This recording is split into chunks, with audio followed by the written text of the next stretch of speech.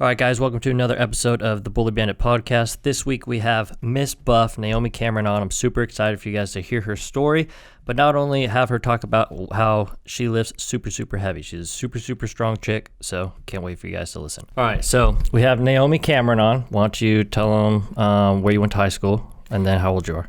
What's up? I went to Crescenta Valley High School, and what was the other thing? How old are you? Oh, I'm 23. Okay, so 23 years old. And then how long have you been in weightlifting? Probably like 5 years now, since I was like 18, 19. Okay. And then so 4 or 5 years. Not really taking it seriously until probably like 2021. More like 21, yeah. This year? Oh, I mean, sorry. I thought you were talking about the year. No, like my age. Yeah. So like when I was like 20 or 21 is when I like took it more seriously, and that's when I like made all the progress and then became a trainer and all that. Yeah. Okay. And then because you're pretty strong, so I've seen a video of you do 315 times 10, right? Yes. That's all, on a squat. Yes. Yeah, that's a lot. I haven't done that in a long time. That was when I was on my bulk, so I was purposely putting on some weight.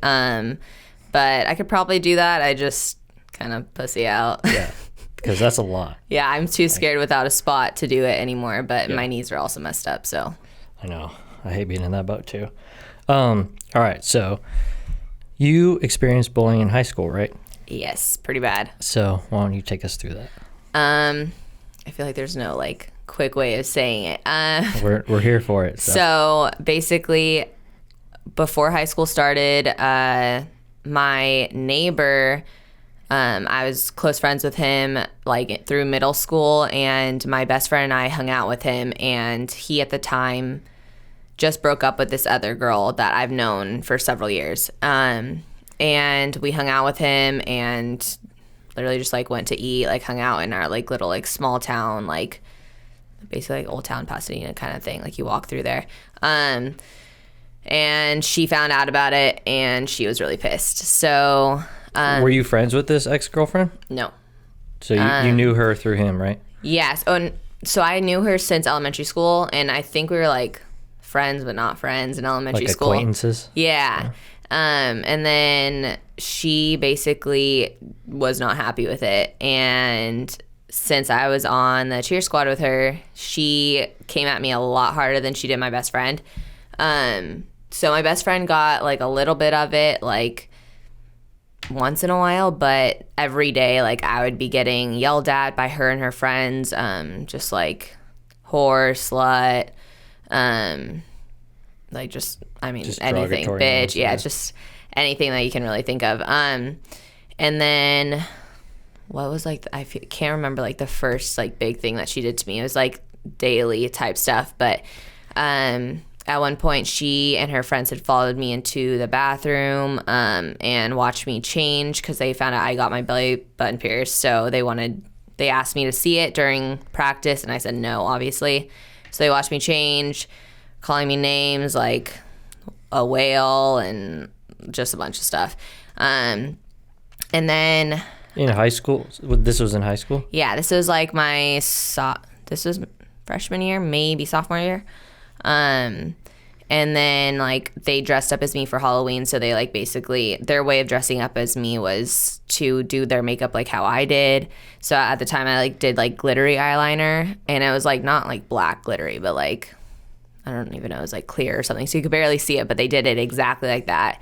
And they would go up to all the girls in the squad, like asking who they were. Yeah. Dang, like in front of you. Yeah. And then they went up to me and like asked me who I thought they were. What'd you say? I was like, I don't know. Say a bomb-ass girl. Yeah.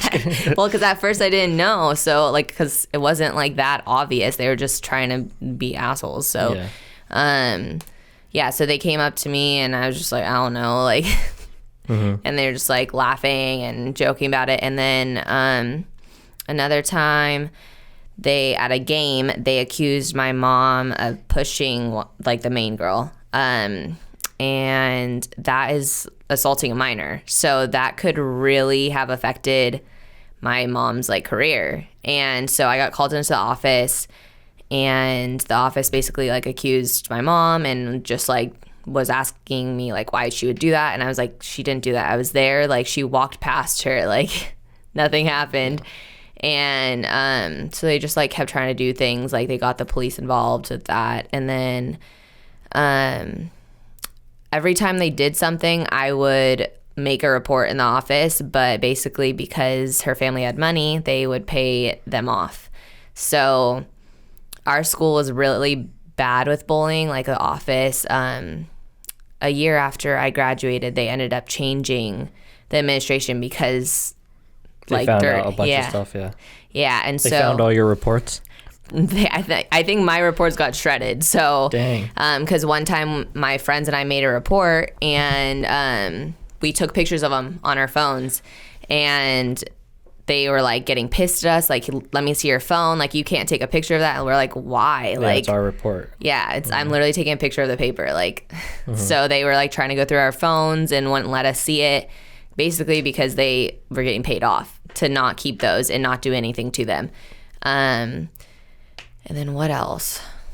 Well, when you were going through that, who was your like support system? Did your friends stick up for you at all? Did you like ever stand up for yourself? Like, so my friends, I feel like they never said anything.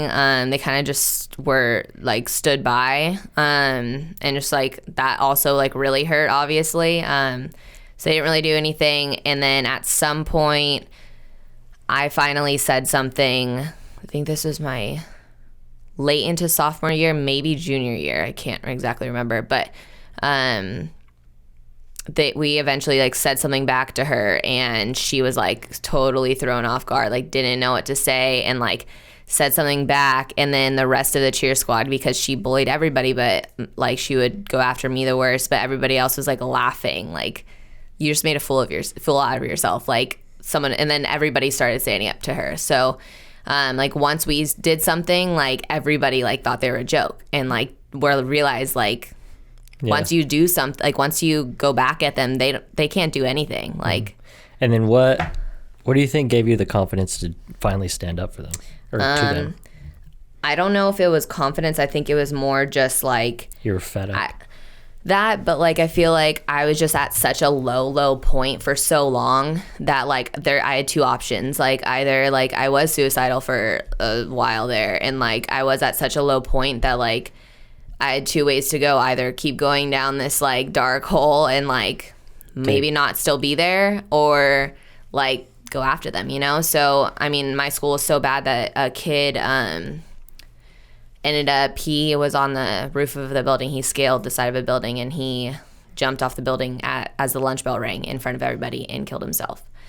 And I was going to sue the school with his parents because bullying was so badly. Like they tried to like say stuff to the office, and the office like wouldn't like do anything about it again for him, and he ended up killing himself because the office didn't do anything. So I think that was also kind of the turning point where I was like, that's gonna be me, or like I gotta do something. So I think I kind of just was like, I kept giving them power, so just saying something automatically just gave me the power back. I was giving it to them, like I wasn't doing anything about it. So by just like letting them be assholes, I was just letting them take control, you know? Yeah. And then so when they were actually bullying you, like how would you go home feeling? Like what insecurities did they? I for sure cried a lot. And I think at a certain point I just became numb. I kind of just didn't really like deal with it. I didn't really have any emotions, like not even like good emotions. Just because it had been going on for years, where like I just like became numb to it and like didn't want to face like how bad I was feeling. So I mean, for a while it was obviously crying. I was just like, I mean, still to this day, it's why I'm going into the psychology field, is like I just don't understand how people can act a certain way towards other people. It makes no sense to me. So like even with like a bad childhood, you know, I don't understand. And what did your parents notice a difference in you? Like when I was going through it? Oh yeah, I would call my mom. My mom was like my best friend. My mom and my grandma. Yeah, like going through it, it was just like they wanted to go kick their ass, but they didn't, obviously. But Well, I mean, I feel allegedly they did, but I think it had gotten to the point where they were just like, they were obviously fed up too, but they knew like if we go do something, like it's just gonna get worse. Like what and like if you really think about it, what could they do? Like say something to them, all it's gonna do is make them want to come after me more, you know? So yeah, and then can't talk to the office because what they were doing. Yeah, right, exactly. And then so you went through a pretty traumatic childhood. Do you feel like you've carried any of those like insecurities or what's happened to you in your more adult life? For sure, with how I deal with things. I for sure get numb with a lot of things. Like dealing with hard things, I kind of just like shut off because I don't want to deal with it. So I think that's for sure something. And then also just like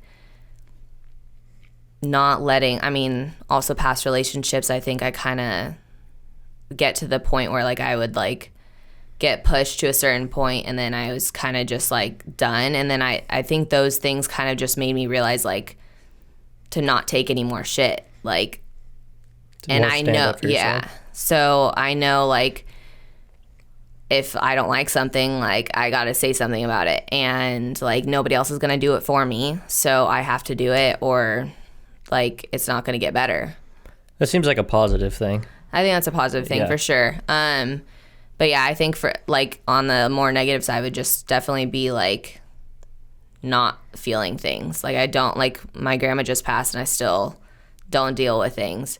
So I think that's like a huge thing is like when I go through stuff, I just don't want to. You kind of like go into like a work mode, you think? Stay busy 24/7. Like if and I'm not like, when I'm not, like, I'm literally just, like, sitting on my phone, like, researching shit that I don't even need to research. Like, just, like looking for answers and then questions about those answers. And then it just, like, spiral. Or videos of, like, baby goats. Yeah, for sure. For sure. Yeah. That, like, horses, like, anything like that. Like, just to, like, get my mind off of it so I don't. That stuff that has, like, no correlation to things that are going on. So I can just, like, totally disconnect from that. Okay. And then... with you going through psychology, because you just graduated, right? Yes, with a BS. Yeah, a BS. Yes. Have you like learned anything about how to like deal with those emotions, or maybe ask your professor to do that? I feel like I've learned about how to deal with it, but I haven't applied it. Like I apply it when I give advice to people, or when people are going through things, like friends that I've going through similar things that I've gone through. Like I'm really good at giving advice on, or like helping them understand why they're feeling a certain way, but I don't apply it to myself, which is definitely something that like I struggle with. But do you journal perhaps? No. Do you think that might help? No. You don't think so? No, I don't think I would take it seriously. Yeah. I didn't think so either, but then I started doing it, and it's helped a lot. I don't know. Just like the extra, because do you have like a restless mind? Yeah. Yeah. So I would too, and I would get horrible sleep at night. And then I started journaling, and like now I get really, really good sleep. Well, like what do you journal about? Because like literally I'm not going to like. Word vomit. Like anything that's going on in my mind, I'll write like 5 pages. And it's just like, it doesn't even make sense. But see, like I feel like I don't have time for that. Well, like, when you're like, researching those like goat videos, you know, just, you know what, screw it. I'm going to start writing my feelings down. Like, I used to be like, oh, not make fun of people, but I'm like, oh, that's like guru gara stuff. Yeah. But actually, this has really helped me. Yeah. I don't know. I mean, give it a shot. You never know. You're right. Yeah. You're right. And then what type of psychology are you in? Forensic psychology. Oh shoot, FBI agent over here. Yes. Yeah. So that's just forensic. Basically stands for why am I blanking? Criminal, like criminal things like law enforcement. So anything that has to do with like law enforcement. So that's why you hear like forensic science. So those are the people that deal with like the dead bodies and things like that. Definitely not me. I can't handle blood, so that would not be me. But so you're not like Dexter. Definitely not. Yeah. But to an extent, like if you've seen the show Numbers or Criminal Minds. Yeah, I think everyone's seen Criminal Minds. Yeah, so basically is like what they're doing is what I do. Like as a group collectively, they're each basically a forensic psychologist because they're profiling criminals and then seeing like who exactly they should look for, like as far as like. Okay. And then, so after high school, when did you start getting into like working out? So you were a stunt girl, right? Yes. And then did you do like cheer or something like all throughout your childhood? No, I did probably almost every sport besides for like, almost every sport, because now I think about it, it's not any. I did basketball all growing up until middle school, high school. And then I did volleyball through middle school. And then I did cheer freshman year through my first year of college. Okay. And then when did you transition into like more like fitness, like working out? My ex actually got me into that. And then once he dumped me, I basically was like revenge body. So, yeah, I basically just got a trainer. Like I got a couple different trainers, and kind of learned from there. And then I would figure out, because my first couple trainers didn't really teach me anything about form. And then I had a really bad back injury. And I kind of just like, that's what forced me to really learn about technique and technique. Yeah. But yeah, basically just as I saw my body change, and then I got like my ex's attention and shit like that. And I was like, well, fuck you. You can't get it back. But he would like brag that I was his ex and stuff. So I was like, well, fuck yeah. Like, and so just getting like positive responses from that. And yeah. And then, so once you started seeing that progress, did that start boosting your confidence more and more? Definitely boosted my confidence. And I think just like it helped me deal with shit that I was going through. It was like my outlet to, I would walk into the gym and just forget about everything else that was going on. Like I'll put my phone on do not disturb, like not like think about anything else that's going on, and just like get my workout in. And like getting like a good sweat session in is like the best feeling after. So like almost like a runner's high type feeling. Yeah. And then one thing I really do admire about you is you lift a lot of heavy weight. Yes. Which is you don't see that often in a girl.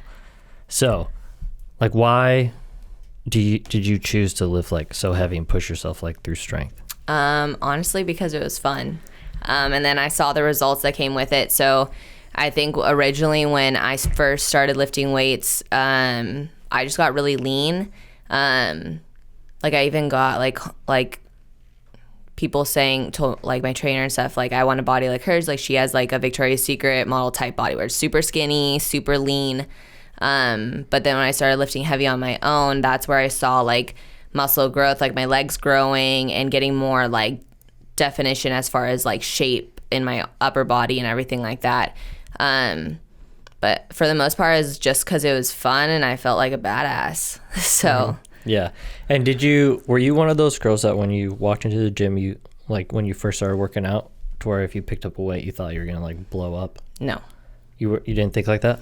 No, I don't think I ever I don't know why. I just never correlated that. I was kind of just like, why would I lift lighter? I feel like I'm not doing anything. Like I literally would feel like I wasn't doing anything. So I was like, well, what's the point? Like, and I've gotten a lot of that from clients where they're like, I'm not going to get like manly. And I was like, well, do I look manly? Like I'm lifting triple what you're lifting right now and I don't look manly. So you'll be fine. Yeah.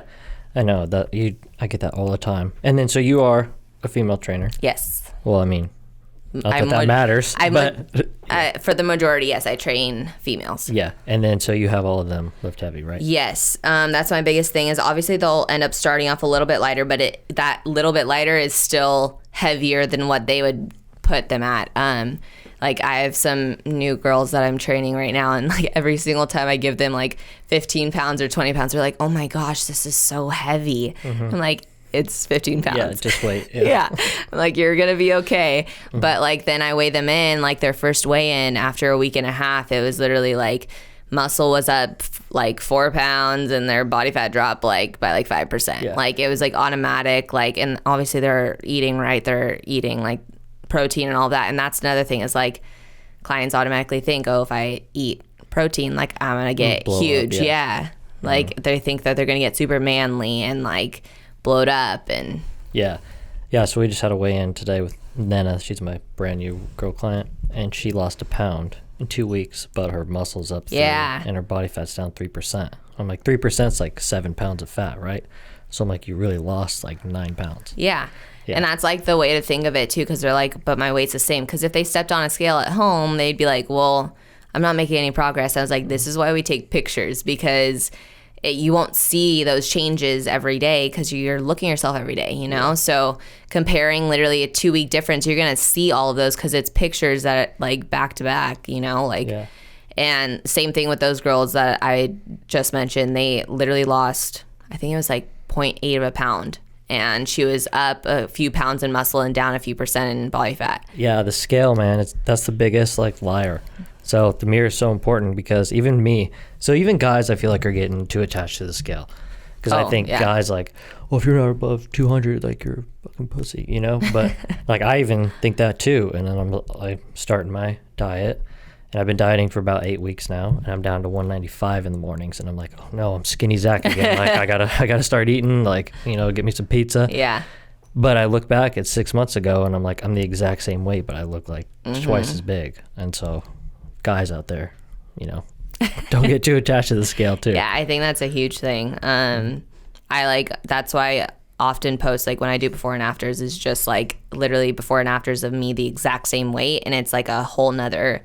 Like I look way skinnier as 143 pounds than I did like a year before at 143 pounds. I was at 14% body fat and versus probably like 25% body fat. Like it's such a huge difference, and you don't realize. That's why I literally like if I'm mentally going through a hard time, I won't even look at the scale. Like it's just, you get too hard on yourself about that. It's added stress. Yeah. And then water weight. Oh, you know? 100%. Yeah. 100%. Yeah. And hormones with females, like, True. It's crazy with, like, when they're going, like, their hormones are changing or aren't changing. And it's not just, like, their cycle or anything. There's other things also going on. Like, age plays a factor, obviously, depending on birth control, if they're on birth control. Things like that all, like, affect you like crazy and can affect you for several months after, even if you stop taking birth control or any sort of like vitamins or anything that'll affect your estrogen levels. Like you will retain a bunch of water, and on top of that your body will want to hold on to body fat, so it's going to be so much more difficult to lose it. I think you told me you went through that, right? Yes. Was it last year? I feel like 2020 was like 5 years. Yeah. So 2020, like all of 2020 up until probably like October is when I finally started to drop a couple pounds. But I was like hanging on to those last 5 pounds, and my body did not want to lose it. Like I was going through all these like birth control changes and everything, but I was off of it for a while, and then I went back on it with like an IUD, and that just like totally threw my body off again. And so like my body was like, what the hell is happening? And then on top of that, stress levels, cortisol levels, and your estrogen levels will increase when your cortisol is up. And yeah, so all of it is just like, they don't realize like weather, like everything plays a factor, right? So it's just like all these things, and people are like stressing like if their diet didn't work in 2 weeks. And I'm like, okay, give it time. Chill. Yeah. Jeez. Yeah, I know. Yeah, girls are very unique creatures. That's for damn sure. Creatures. Yeah. I think obviously media plays a huge part in that too. So like TikTok, like I have my client, she brings in her 10-year-old daughter, and her 10-year-old daughter is like, Mom, I need curtain bangs now. Like I need those bangs. Or like, Mom, I need to wear the baggy clothes because that's what all the girls on TikTok are doing. Like, but like it's everybody's just like mimicking each other because that's what's like the trend right now, you know? So it's just like if they're above a certain weight, or like being thick is in right now, or like, so it's the people that are thinner, naturally thinner, they feel bad about themselves, you know? So it's just like you can never win with social media. Yeah, definitely. But at the same time, I feel like you can combat it with fighting fire with fire. Because that's why I started the Bully Bandit, was when I got sent that video of that kid just got 8 kids beating the absolute shit out of a young boy in the bathroom. And then, so not only did they not say, hey, like, this is wrong, we should probably stop doing this, but they pulled out their phones and they videotaped it and then posted it online. And then not only did they just post it online, but it went viral, like for me to see it. So I was like, well, how are we going to combat this? Like, we got to make it cool to like stand up for other people, right? Because typically, I mean, the young kids who are skinny like me, like who basically are easy targets, like you need somebody to help stick up with for you. And so that's really what I'm trying to do with all the social media and get all this stuff out, is like, hey, like stick up for somebody. If you see something, say something. Yeah. You know? And like, don't be the bystander. Because I feel like when you look at percentages, I think it's like 70 or 80% of people are just going to be bystanders. Like they're literally going to stand there and watch. And even if they're not cheering, or pull out their phone. Yeah. Even if they're not like cheering or anything, like they're just going to stand and watch. And like somehow, like, for example, like pulling out your phone, like they might get rewarded for, you know, posting that video, like as far as like getting paid, having it go viral, things like that. So like, it's just like, there's so many factors that play into it. But I feel like when shit like that happens, it's just like, you need to, like, there needs to be like a huge like trend, you know, to do something and to be okay with confrontation. Because I feel like a lot of people are just like, well, if I say something, like, then that's going to happen to me. Well, if 10 people say something, they're not going to come after 10 of you, you know? Yeah, exactly. So it's just like, as long as you, like, as long as a majority of people are wanting to do that, then it's going to be... Yeah. And then just having the confidence to do it, because a lot of the bullies, something's probably going on at home and they're just trying to take it out on you because you're the easiest target. But when you stand up, just like you stand up, literally just saying something, they'll be like, oh shoot. They're like caught off guard. They're like, wait, what? Yeah, like I didn't expect that. Yeah. And then, so with everything that you've gone through, you're 23 years old now, is there any advice that you would give your old self or younger self? I would just say take the power back. I think it's just as simple as that. It's just like, it's not going to end until you take the power back. Like, I'm not saying I'm as much to blame for how long it went on for, but to an extent, like, if I stood up a year before, like, it would have stopped a year before. So it's just like taking the power back, and like, whether it was because I was more confident or was just like fed up at that point, it's just like they took the power from you, and all you can do is take it back, or it's never going to end. So I think that's the biggest thing, is just like, it will stop once you take your power back. Nice. That's good advice. And then, so what's the plan for the future? What are you working on? As far as what? I feel like there's like so many things. Yeah. Like what's the most important? Top 3? I would say getting my master's, and then building a house, maybe doing some fixing and flipping, and moving the heck out of California. Yeah. And then as far as like my body, I would just say I'm trying to, right now I'm still tracking, but at the same time, like, not be so hard on myself when I like fall off, because I'm sitting around like 20% body fat right now, and I think that used to be like really bad in my eyes a while ago. But like, that's way leaner than a majority of people right now, you know? So, and it's still extremely healthy, and like, I'm living life. I'm a lot happier than I was when I was literally like going out to eat while everybody's getting all the good food. I'm like, egg whites and turkey bacon, please. Like, yeah. So I think just enjoying that, and then not being so hard on myself when I want to enjoy life. So just like... Yeah, I saw you were out in Vegas a couple weekends ago. You were going pretty ham. Yeah. On the cheesecake. That was the cheesecake. What else did I get? We went to Texas de Brazil. So like all of the good meat and like fries and all the things. But what's Texas de Brazil? Isn't there one that's... There's another. It's a Brazil like steakhouse. Yeah. So they basically like bring out the meat on a stick, and like they come around with like all different types of meat. Like they have like lamb and obviously pork, chicken, all those things, but they have them like made differently so you can get whatever cut you want. But they had like bacon wrap filet mignon and like all those things, and they just like cut off, and you just pay like a flat fee basically for like an all you can eat. Yeah, I think I've been there. Yeah, super good. But are you sure it's called Texas de Brazil? Yeah. Maybe I'm tripping. I'll have to There's a Fogo de Chao. Yeah, Fogo de Chao. Yeah, they have that. So they have two of those. Texas de Brazil is more popular like anywhere besides California. Oh, okay. So like the one that I went to in Texas was amazing. Mm-hmm. And they have a few in Vegas, but they only have, I think they have one in Irvine. Okay. But I don't think they have one anywhere else in California that I know of. Yeah. Because I've only heard of Fogo de Chão. Yeah. I love that. That was good. I've never been to that place, but. And then so you're a personal trainer. You work out of Rain, right? Training facility, okay. Yeah. And then so where can people find you? Ms.Buff. Yeah.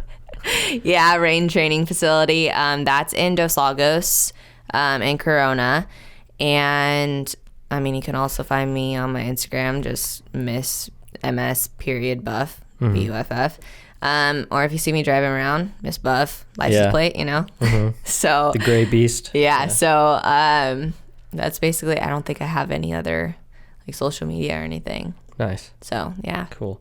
Alrighty, well, I think that concludes. Thank you for coming on. I really appreciate it. Thank you. Mm-hmm. All right, guys, thank you for tuning in to another episode of The Bully Bandit. If you guys would like to follow us on social media, it's at The Bully Bandit on Instagram. You can find us on YouTube at The Bully Bandit.